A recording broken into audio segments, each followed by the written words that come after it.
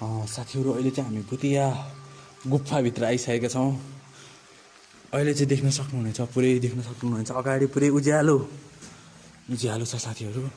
डर मर्दो यो ठाउँमा चाहिँ करिब 10-15 जना मान्छेहरूको ज्यान गइसकेको छ। लास्टै भूतले तर्साउँछ साथीहरू यो ठाउँमा चाहिँ है। देख्न सक्नुहुन्छ अगाडि केही देखिन्न कि पुरै त्वालो त्यस्तै छ साथीहरू है। यस्तोमा म एक्लै छु के, म साहसी इन्सान हो नि त है। साहसी इन्सान यस्तो बाटोमा एक्लै हिँडिरहेछ है, देख्न सक्नुहुनेछ। यदि मेरो युट्युब च्यानललाई सब्सक्राइब गर्नुभएको छैन भने प्लिज सब्सक्राइब पनि गरिदिनु होला। हजुरहरूलाई म यस्तै भिडियो देखाउने प्रयास गर्नेछु।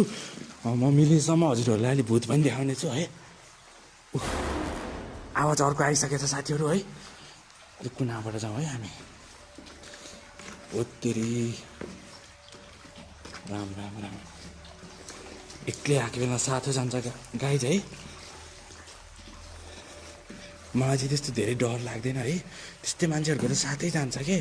भूतले यस्तो तर्साउँछ, सुसेल्छ है, सुसेल्छ, कहिले बोलाउँछ। मलाई त धेरैचोटि भइसकेको छ त्यस्तो होइन। देख्न सक्नु आवाज आउँदैछ साथीहरू, सुन्नुभयो कि नै? पुरै यस्तो अन्धकार होइन। म चाहिँ अहिले जमिनको सतहबाट 2 किलोमिटरभित्र आइसकेको छु है। बाहिर जान पनि मलाई 1 घन्टा लाग्छ। म चाहिँ अगाडि जाँदैछु, पुरै आवाज आइरहेछ अर्को ढ्याङ ढ्याङ ढ्याङ ढ्याङ गर्दै।